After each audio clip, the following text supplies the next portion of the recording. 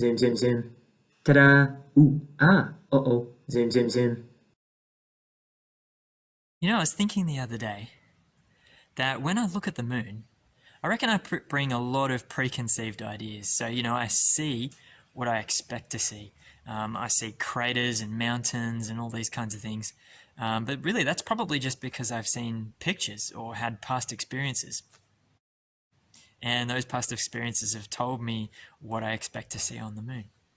But for ages and ages, humans didn't get that opportunity. For ages, all we could do was look with our naked eyes and just see what was there. And I was wondering, I wonder what it'd be like to be like that, to strip away the preconceived ideas and just go outside and see the moon with fresh eyes. So I tried it.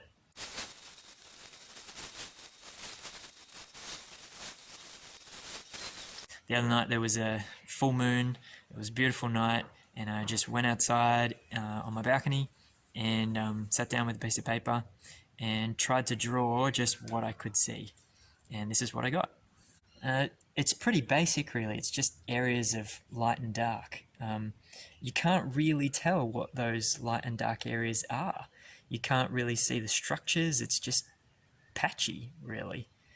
And that was our view of the moon for ages, really, until people started at some point in history making lenses. Lenses are cool. Have a look at these. Lenses enable things that are small to look really quite big, and it's an idea called magnification. Now, sometimes they make things that are small look big. Sometimes they make things that are really big, but they're just further away, look a bit more like what they really are. They bring a closer perspective or a bigger view of something.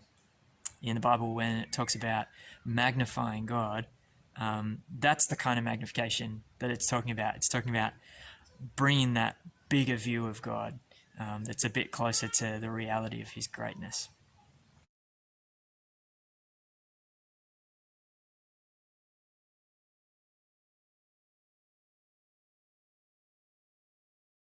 Anyway, yeah, lenses are fun. You can do all sorts of weird things with them. And at some point they started putting them together and making telescopes out of them.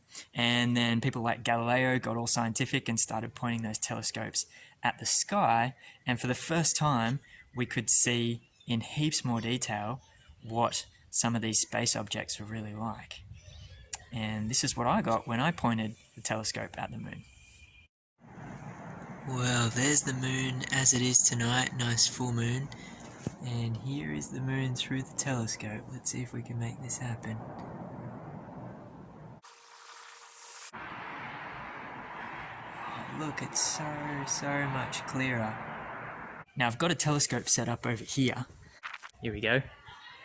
There's a telescope, probably not too much more fancy than Galileo's. And I've got it pointed at a really far away factory. It's all the way over there. And there's a flame, and you can barely even see the flame from here. It's just kind of a little yellow stripe. But if I show you what it looks like through the telescope, it's quite amazing. Have a look. Okay, let's have a look at this flame through the telescope if we can. There it is. So cool. So, telescopes making faraway things look a lot closer. I want to tell you where I got these lenses. Back in the last century, when I was a kid, we had these huge machines called overhead projectors. I don't know why they were called that, because they were never mounted overhead like modern projectors. Anyway, they enabled you to get a small A4 slide and project it up big on the wall so that it looked huge. And, well, it wasn't a simple process of just clicking through the slides. When you wanted to change the slides, there would be this frantic flurry of plastic, and up on the wall you would see the words to the chorus, black and white, back to front, and in front of it, this huge shadow of a human hand. It was terrifying. Ask your parents, they know about it.